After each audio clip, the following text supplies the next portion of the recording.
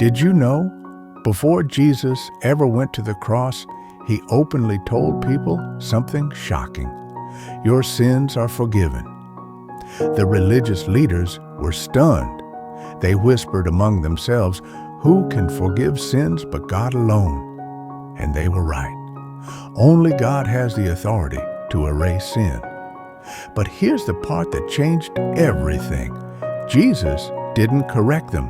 He didn't back down. He didn't explain himself away. Instead, he proved it. Right in front of them, he healed the sick. He made the paralyzed walk. He did miracles only God could do. Then he made it clear. The same authority that heals bodies also forgives souls. Jesus wasn't just claiming power. He was revealing who he truly is.